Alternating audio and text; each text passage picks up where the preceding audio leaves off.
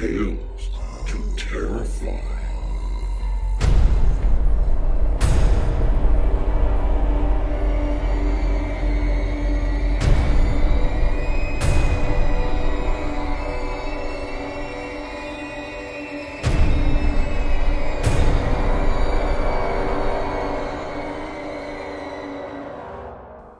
Good evening, children of the night. Come on in to the cabin. Winter is well underway, isn't it? The fire is lit. We've a bit of food and just about ready to start our story for the night. I'd like to give just a heads up as a warning to those who may be listening, with those who are a bit squeamish, or from some younger listeners who ignored the parental advisory on iTunes. But this one is a bit more gruesome than some others. Our story for the night will be David Williamson's Boys Will Be Boys. David Williamson has been writing horror stories for over 20 years and was first published in the 28th Pan Book of Horror Stories with his story, The Sandman. He then appeared in the last of the Pan collection, the 30th Pan Book of Horror, which published 3 of his tales. Since then, he has had stories in the Black Books of Horror from Montbury Press, Alt Zombie from Hersham Horror, and will soon be appearing in 2 forthcoming horror anthologies from Crutius Libri Press, due out on November 30th. The Chameleon Man first appeared in Black Book number 5, and Boys Will Be Boys appeared in Black Book number 8. He lives near Brighton in the UK with his daughter and a 3-legged lurcher named Othello. And now, David Williamson's Boys Will Be Boys. The whole experience was nothing like he had imagined it would be. Watching too many Hollywood romantic movies had lulled him into a false sense of well-being, which had left him ill-prepared for the grim realities of it all. He felt cheated and sick, and not necessarily in that order, the truth be told. No, sick definitively had the upper hand of the 2 emotions. It should have been a wonderful moment, according to all those movies, as well as many of his friends at least. Something that would stay within his memory for the rest of his life. A truly unforgettable time that he would treasure forever. And in truth, it would linger inside his head for the rest of his days, but for all the wrong reasons. He had pleaded with his wife to be excused, begged her to tell the midwife and doctor that she didn't want him present at the birth of their first child, even though the poor woman had been suffering the agonies of labor for over 6 hours and had now been given an epidural to help numb the pain. He could only think of himself, of his phobia with blood, of his terror of hospitals and all things medical. Then the unborn infant had shown signs of stress, and the doctor roughly brushed the father aside, telling him in no uncertain terms that he must remain in the room to comfort his wife while she carried out an emergency forceps delivery to save the baby's life. As his wife endured the agonies of the cold metal forceps being pushed inside her, her husband could only squeeze her hand in a half-hearted attempt at easing her suffering and try to show his empathy with her plight, while in reality he was battling with nausea and the overwhelming urge to pass out right there on the delivery room floor. Then it was over. A nurse whipped the freshly born child over to some kind of device which sucked mucus and blood from the baby's nose, and it took its first gasping breath of air after 9 months of living in fluid. So, no smack on the backside for a hefty midwife then? Another Hollywood myth blown out of the water. The child was wrapped in a clean towel and handed unceremoniously to its mother. "It's a boy," stated the midwife enthusiastically, while the doctor worked feverishly with needle and suture to repair the damage to the mother's torn vagina caused by the emergency use of the forceps. Unremarkably, the mother began to throw up, and the midwife pushed the tiny child into its father's arms before fetching a bowl for his wife. Again, in the movies, the newborn babe is a lovely, clean, pink color with fluffy hair and rosy cheeks, whereas this baby was covered in a thick, white, creamy material, mingled with traces of his mother's blood.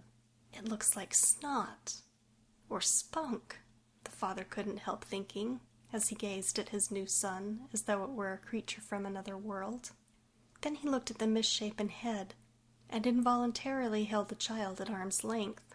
Not only did the head look like the shape of a coconut, but it was also yellow. In fact, the boy's entire body was yellow, and worse yet, the baby was covered in thick, coarse, dark fur. The tiny arms, back, and legs were as hairy as any chimp, and hair grew like sideburns, forming a tiny beard on the infant's trembling chin. "Look, Mum, Daddy's already bonding with his son," cooed the midwife, mistakenly, as it happened.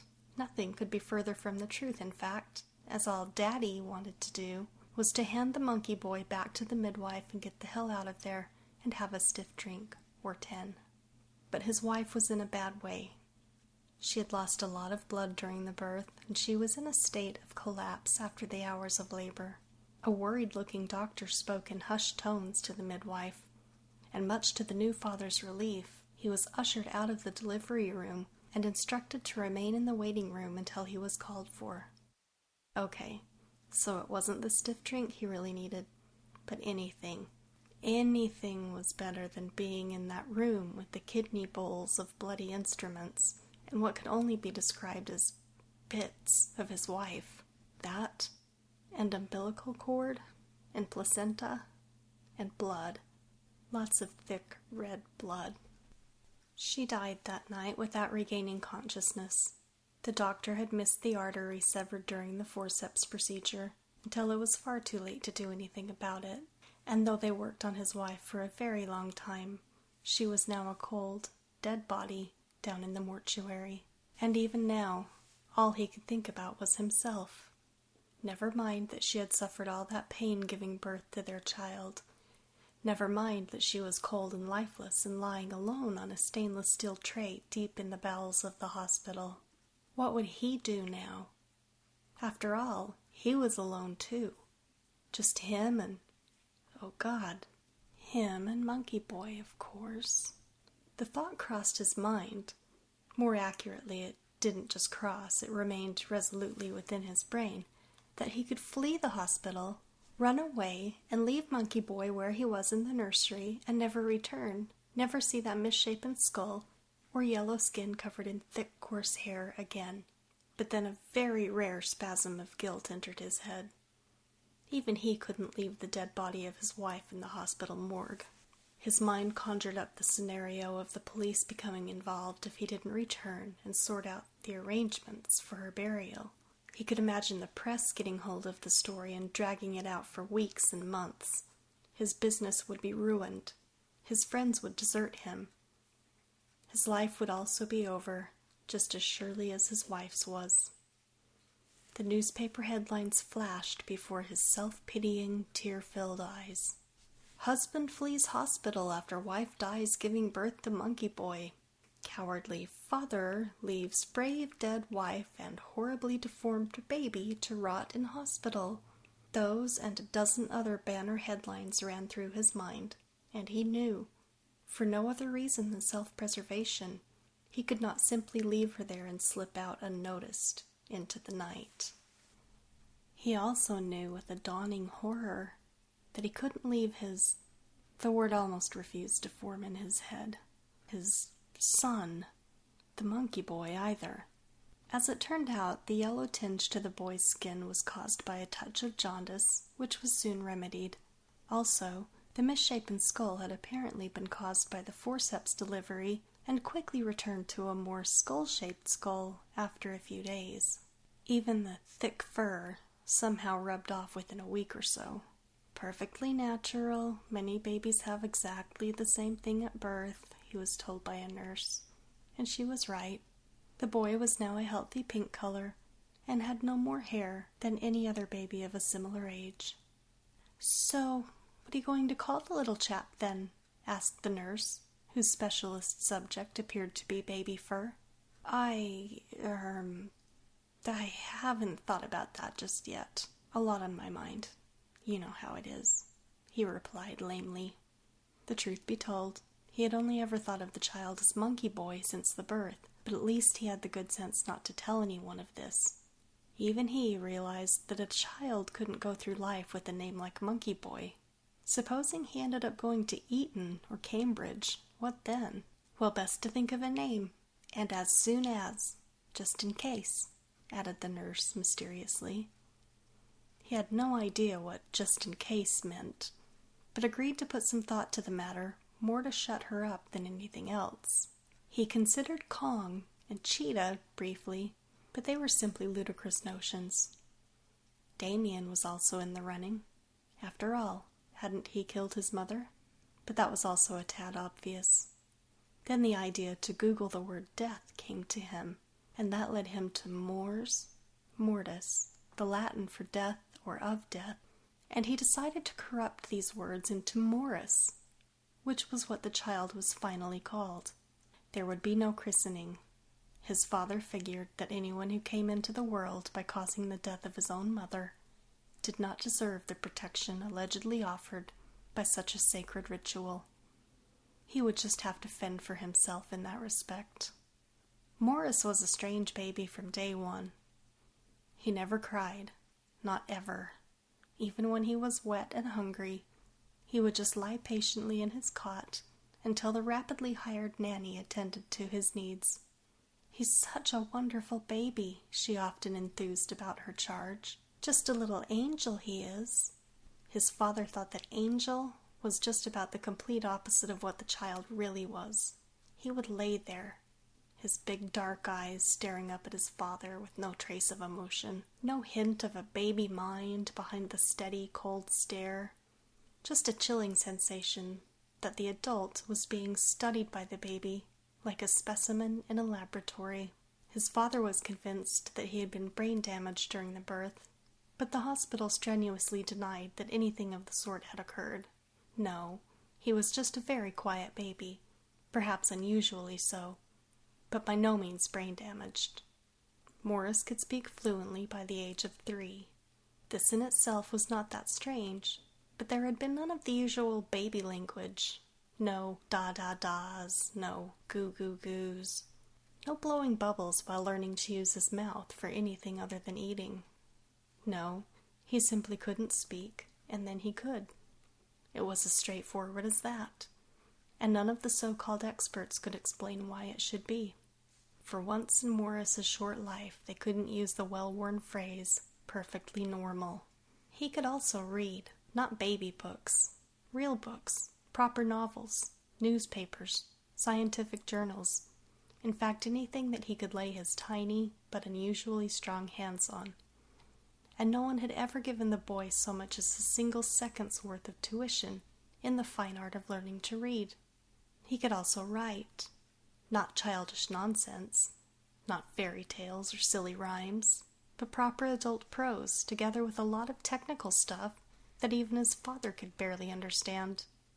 Morris was thrown out of playgroup on the excuse that he wasn't engaging, either with the staff or the other children, but his father knew that he had intimidated the adults working there by studying them constantly and talking to them as though they were the children and he were the adult.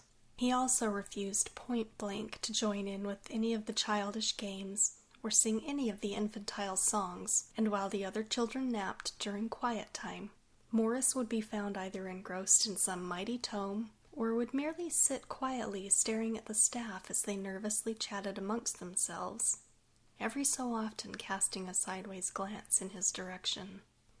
Infant school was a similar experience, of course. The headmistress confided to Morris's father that there was simply nothing they could possibly teach the boy.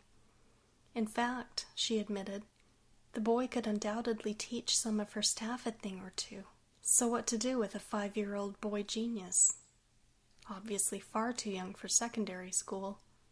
Not mentally, of course, but the boy would be tormented from day one by the older boys. And even though his father had no feelings towards the boy whatsoever, he didn't want his son to suffer needlessly. Fortunately, aside from the fact that his father earned a very good living as the proprietor of a chain of successful estate agencies, there had also been an insurance payout on the death of his wife, as well as a hefty out-of-court settlement from the hospital in an attempt to keep their obvious negligence quiet. In short, they were a little more than comfortably off when it came to finances. It was possible, therefore, to hire a private tutor for the boy, someone suitably qualified to teach such a young but incredibly intelligent child as Morris. It was possible, but very difficult as it turned out. The first tutor, an elderly woman by the name of Doris Hoskins, lasted only 3 days before fleeing the house never to return. She babbled something about Morris being too strange to work with as she beat her hasty retreat, sending a friend round to collect her belongings a couple of days later. The second tutor fared only slightly better by making it through the first week. He was a retired public schoolmaster who suddenly discovered the urgent need to visit a sick relative in Australia. The third and fourth didn't see out a whole day between them, and the fifth simply refused to be interviewed for the job by a 5-year-old child. The sixth, however, seemed to make everyone happy, Morris especially so. She was a woman in her late 20s by the name of Jane Mitchell, and had come very highly recommended by the agency employed to find the right sort of person for the job. The boy's father was also smitten by the woman, and they got on like the proverbial house on fire from the moment he opened the door and saw the very attractive, blue-eyed Jane beaming a huge smile at him and offering him her delicately manicured hand to shake. Even Morris, who had never in his 5 years on earth been known to smile, had a fixed grin on his small face as he stared in open admiration at his new tutor. At last, someone who both father and son liked and could get along with. Within 6 weeks, the father and the new tutor were getting along very well indeed, and had started a passionate affair, with her creeping into his bedroom when Morris had gone to sleep and staying there all night, every night. Morris was very quick to notice the changes in Jane and his father. He noticed the way that they looked at each other. He spotted the way they brushed against one another when passing in the hall or kitchen. He spied his father playfully pinch her perfectly shaped bottom and saw the way she giggled when he did so. He noticed all these things, and for the very first time in his life, Morris was feeling confused. Confused, and another emotion, which, after researching through several books, he discovered was called jealousy. Being an emotionless child throughout his life, Morris wasn't sure that jealousy was the correct diagnosis for this new felt emotion, but something was definitely wrong with him. And, if this was indeed jealousy, of what, or whom, was he jealous exactly? This was something he couldn't understand, something which, although he could look it up in a reference book and understand the words he read within, he couldn't apply the learnt facts to himself. He couldn't figure out the root cause of this feeling, and it bothered Morris. It bothered him a lot. 6 months had now passed, and the boy, though still deeply puzzled by these strange sensations, was still happy in his own way with life, and with his tutor in particular. He had never known any real love or affection, but he was sure that Jane loved him. She was always very kind towards him, at least, and used to playfully ruffle his hair when he managed to solve a particularly difficult problem, which he, of course, invariably did. He found the hair ruffling very annoying at first, until he realized that this was her way of showing him affection, or love. So it was with some amazement that his father called him into his study one evening to find Jane and him holding hands on the settee, both with huge grins on their faces. "Ah, Morris," his father began nervously, "Jane and I, well, we've decided to, get married. Jane will become your mother." And as if to confirm the fact, Jane held up her left hand to show Morris the large diamond engagement ring, which glinted brilliantly on her finger, and she flashed the boy an equally brilliant wide smile of happiness. Morris's reaction took the happy couple completely by surprise. Initially, he stood with a puzzled frown creasing his young brow. But moments later, he rushed across the room and threw both arms around Jane's neck, hugging her close. "Oh, Mummy, I love you." And there were, incredibly, tears in the 5-year-old's eyes. Morris had never been known to shed so much as a single tear in his entire life, so this was a complete revelation for his stunned father. The boy clung to Jane's neck for an uncomfortably long time, and she was forced to gently ease him away from her so that she could breathe. "Don't you think you ought to congratulate Daddy as well, Morris?" she asked quietly. Morris stepped back and wiped the tears from his eyes with the back of his hand. He took a long look at Jane, and then at his father. Then he shook his father's hand as he would shake a stranger's. "Congratulations, father," was all the boy said, almost, but not quite grudgingly. There had never been any sort of affection between father and son, and it seemed to be an ordeal for both of them. "Thank you, Morris. I'm pleased that you're happy with the news." Morris turned his attention back to Jane and smiled. "I'm very happy, thank you. And now, if you'll please excuse me." And with that, he left the study, closing the door quietly behind him. "Strange boy, that one," said his father upon hearing his son running upstairs to his bedroom. "Very strange." Jane leaned across and kissed her future husband full on the lips. "He's just a kid. A very intelligent kid, but a kid all the same. And now he's a happy kid at that. We have no idea what it must be like to lose a mother at your birth. It's enough to make anyone a little odd, knowing that they died bringing you into the world." Her fiancé pulled her close to him and gently kissed her forehead. "I guess you're right, Jane. I've never really thought of it like that," he said. But he was also thinking, but why the hell was he so weird even as a baby? He had no idea about his mother dying in childbirth back then, but he kept the thought to himself. Morris lay on his bed, arms crossed behind his head, legs crossed to the ankles, eyes wide, and staring up at the ceiling. He was experiencing another strange emotion, or was it the same one he'd felt previously, only in a different form? He was perplexed about the whole thing and had no idea what to think. As always, he decided that further information was required to enable him to make a balanced judgment on the matter. He had read and outgrown every reference book in the house, and Jane had talked his father into buying the 5-year-old boy a laptop, which would open up the whole world of knowledge to the child.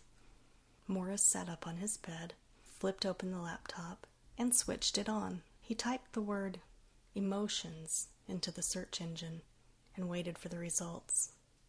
Morris was busy reading very late into the night, way past his usual 9:30 bedtime, and he was perturbed by both the articles he read and perhaps more so by the strange noises coming from the direction of his father's bedroom, noises which could either be construed as pleasure or of pain. He could not decide which. Noises which culminated in Jane screaming, "Yes, yes, yes," before the sounds ended and the house fell silent once more. Silent, that is, apart from the gentle tapping of Morris's small fingers on his laptop keypad, as he now decided that further investigation was needed on the matter of these strange sounds coming from his father's room. The boy was late getting up the next morning, which in itself was unusual, as Morris was never late in rising. Jane took one look at his pale, tired face and asked, "Are you okay, Morris? You look very white this morning." And she placed a cool hand against his forehead to see if the boy had developed a temperature in the night. Jane's hand against his brow felt somehow very pleasant, and an involuntary shudder made its way through the boy's body. "Morris, you're shaking. You are definitely not well, young man. So back to bed for you, I think," she said, and took him by his clammy little hand and led him over to the staircase. "I'm all right, thank you. Just a little tired this morning. I didn't sleep very well last night," replied the boy, gripping tightly onto Jane's hand as he spoke. The thought crossed her mind that maybe he heard their passionate love-making of the previous evening, and Jane blushed automatically. She smiled nervously at the boy and said, "I hope nothing disturbed you. Kept you awake?" Morris looked her square in the eye and held her gaze. "No, nothing disturbed me. Why would it?" Jane tried to disguise the relief in her expression, but it was impossible with Morris's eyes boring into hers. Attack was her only defense. "Well, whatever kept you awake, young man, it's back to bed for you for a few hours to catch up on your sleep," and she playfully patted his scrawny rump and pointed a well-manicured finger towards his room. The boy did as he was told, as he always did in fact, and returned to his room. He climbed under the covers but couldn't sleep.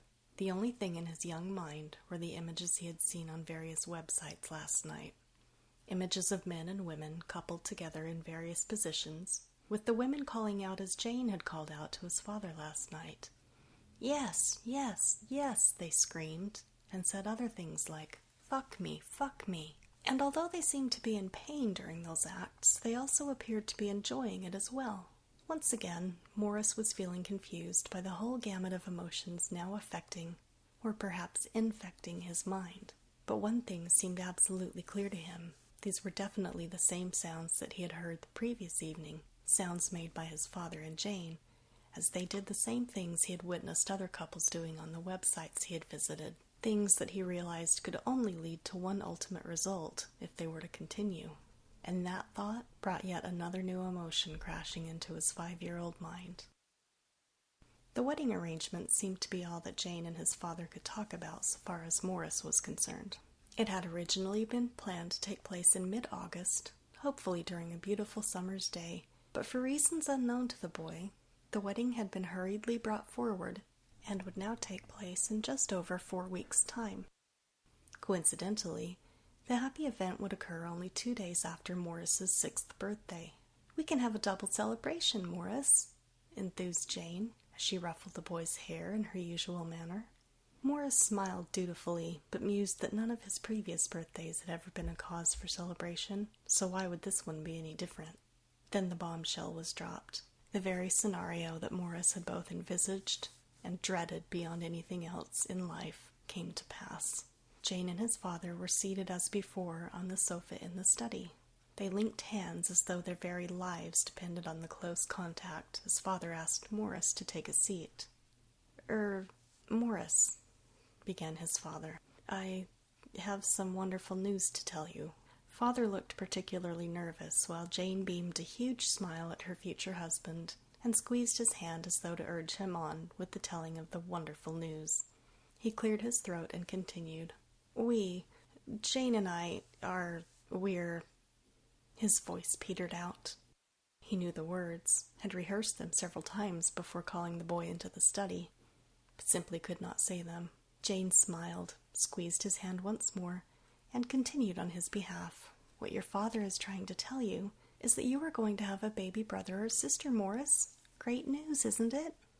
And as Jane and his father stared in goggle-eyed admiration and love for one another, they failed to notice the look of horror on Morris's 5-year-old face. The boy turned on his heel and left the room, closing the door quietly behind him.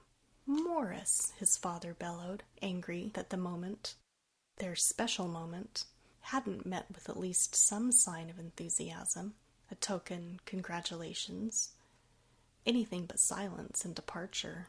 He made to stand up and follow the boy, but Jane pulled him back. "Leave him, darling. He's in shock at the news. That's all. It's only been you and him for so long, and now suddenly there will be 4 people sharing this house. It's a lot to take in. And after all, he is only 5 years old. No matter how smart he may be, he's just a very young kid at heart." Jane leaned across and kissed the father of her unborn child passionately on the lips. "He'll come round. You'll see," she added afterwards. Morris was lying on his bed, arms folded behind his head in his usual thinking mode. But unusually, there were tears in his eyes, tears of anger, and of self-pity, and of bewilderment. All of the confused and unwelcome emotions he had been experiencing since Jane had arrived in the house had finally bubbled over in one huge cascade of jumbled feelings which had erupted into stinging tears and choking sobs. Morris had begun to believe that things were improving in his life. He had someone, Jane, who actually seemed to care about him. Even his father had shown him an almost considerate side never before witnessed since her arrival, and the whole house seemed a better place in which to live. His life had been changing for the better. But now this. It had been inevitable, he realized that much. But so soon? Just when, for the first time in his life, he was getting some attention, some affection, it would now have to be shared with another, and Morris was wise enough to know that his share of the love would be considerably outweighed by the portion which would be heaped upon the new baby. Their baby.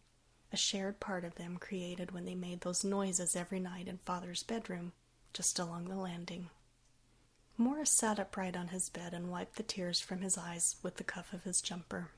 He rubbed a hand across his face, as though wiping sleep from his eyes. No more tears, he told himself. There would be no more crying, and no more emotions from him. He had let things get to him, and this was the result. The boy left the bed and walked to his desk where he flipped on his laptop and waited for it to come to life. It was almost dawn before he finally switched it off and climbed into his bed, falling asleep within moments.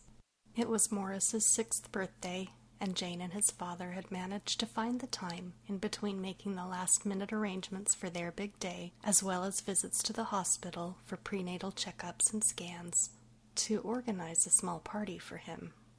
Small being the operative word, as Morris had no friends and no opportunity to make any. Anyway, he would have had as much in common with an average 6-year-old as he would have had with a dinosaur, and at least he would have found the dinosaur a lot more interesting. So the party consisted of his father and Jane, his former nanny, and, as his father had no living parents or siblings, a distant aunt and her equally distant daughter. Morris was both embarrassed at being the center of attention and annoyed at the way his former nanny and this great aunt, whom he had never heard of before, made such a fuss over him.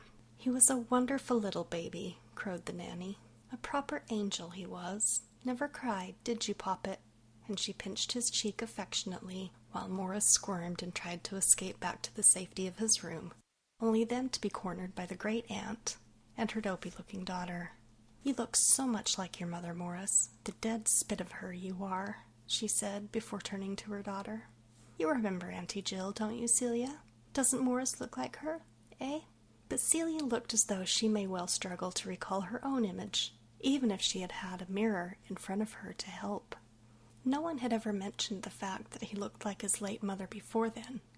He considered that maybe this was the reason that his father had despised him so much over the years. But then again, until Jane entered the house that day, his father seemed to have despised just about everyone. So maybe that had nothing to do with it after all. Finally, after what seemed like a lifetime, the party was over, and the guests, such as they were, had left. There were a few childish toys and games given to Morris as presents, left unopened and unplayed with on the floor beside the settee. Jane and his father were clearing away plates and glasses, feeding them into the dishwasher, and busily chatting about the wedding in 2 days' time, when Morris interrupted them in the kitchen. "Thank you for my party. It was nice," he offered, half-heartedly. "That's okay, Morris. Glad you enjoyed yourself," replied Jane. "Now it's off to bed for you, young man. You've had a busy day," she added. Morris could hear them talking about the wedding once more as he climbed the stairs to his room, his birthday already forgotten as they engrossed themselves in their plans for the future and the future of the new baby. The gentle, muffled tapping sound woke Jane first. The curtains were pulled, but she could see daylight creeping around the edges, and she glanced across at the bedside clock, 8:25 a.m. Then there was another light knock on the door.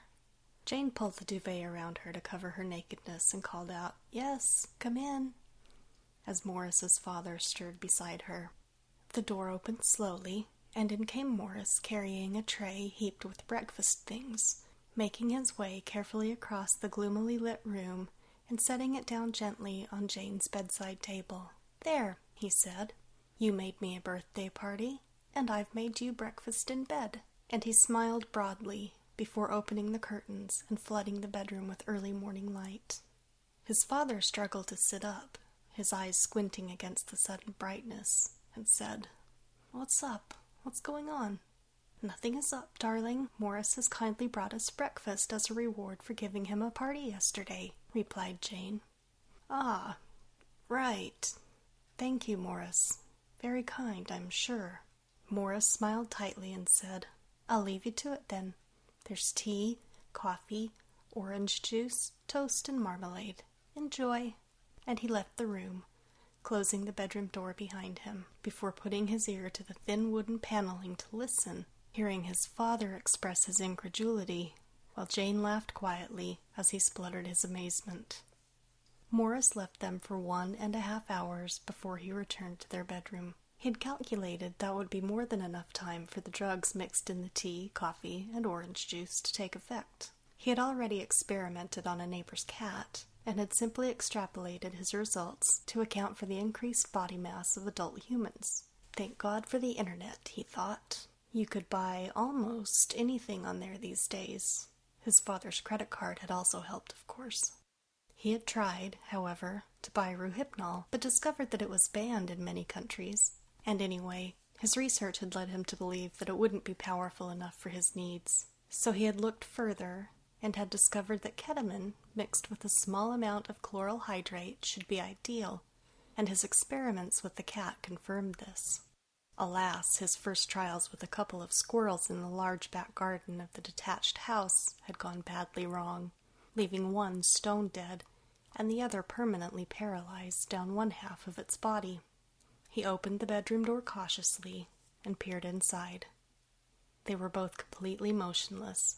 Jane was out for the count and lying on her side, but his father was lying propped up on his pillows with his eyes wide open, staring straight ahead. Morris checked on Jane first. He felt her pulse. It was slow, but steady. Then he checked his father. He was quite shocked to see his father's eyes trying to track him across the room as Morris made his way around the king-size bed towards him. But then Morris realized that this ability to see what was going on, what was about to happen, would make the whole thing more enjoyable and worthwhile. The boy left the room and soon returned with another breakfast tray. Only this one was covered with a tea towel from the kitchen. Morris set the tray down carefully on his father's bedside table and whipped the tea towel away before tilting his father's paralyzed head so that he could see the array of knives and other implements arranged carefully upon it. A look of sheer terror came into his eyes, and Morris noted with delight that his father was trying to call out, to move, to run away, but he remained motionless. The combination of drugs were working well, and would continue to do so for some time to come, time enough for Morris to complete his work at least. Morris stripped off the duvet and threw it into a corner of the room. He noticed that both of the adults were naked, which was good, as it saved him the trouble of struggling to remove any night clothes. He then flipped Jane over onto her back and arranged her ready to carry out the operation he had watched several times on the internet. He had paid very careful attention to detail and had made scrupulous notes to aid him. Morris selected a couple of very sharp kitchen knives from the tray beside his father, and as an afterthought, he picked up a pair of garden secateurs as well and popped them into his back pocket. He had decided only last night that he would operate on Jane first, so that his helpless father could have the pleasure of watching the whole thing, knowing that he was to blame for the situation. With this in mind, Morris adjusted his father's head so that he could better see what was about to happen. Morris opened Jane's legs and spread them wide. Most 6-year-olds had never seen a vagina before, but Morris had been doing his homework and had seen plenty, one way or another, on the internet, and was completely unfazed by the experience. He took a small knife and jabbed it into her genitalia just to ensure that Jane was out for the count. When there was no reaction, he plunged the knife deep into her lower abdomen and started to cut across just above the pubic bone, as he had seen surgeons doing as they performed cesarean section deliveries. The knife was sharp, but no scalpel, and it took Morris quite some time to hack his way across so that the pouch was large enough for him to see what he was doing for the next phase of the procedure. The sheets and mattress was now covered in blood, and Morris had to keep wiping his small hands on a towel taken from their ensuite bathroom, as the knife was becoming too slippery. After several minutes of delving about inside Jane, Morris was certain that he had found what he was looking for, and removed it with a few cuts with the kitchen knife.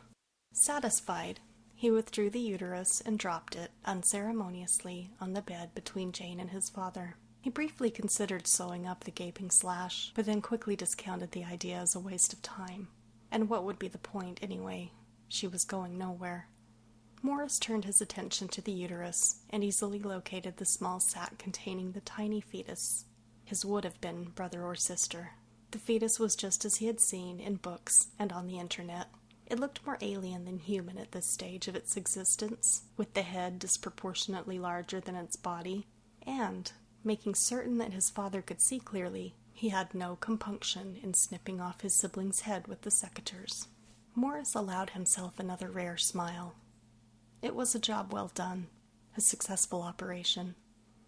Now it was father's turn, and a much simpler procedure. Once again, Morris adjusted the paralyzed man's head so that he could clearly see what was about to happen. This time, to him. Only his father's eyes gave any hint that he was aware of the horror of it all, but he was completely unable to prevent it from happening, or even close his eyelids to block it from his vision. Morris held his father's penis in his left hand and stretched it so that the testicles were dangling like two fat plums. Then he picked up the secateurs once more and snipped through his father's manhood at the very base, holding his trophy triumphantly before the adult's eyes, blood dripping from the severed scrotum and forming a gory puddle on his chest. "There," said the boy. "That'll stop you two having any more children, I think." Morris left the room while his father was forced to remain staring at the space where his genitalia had once been, the blood welling up from between his thighs in thick red gouts.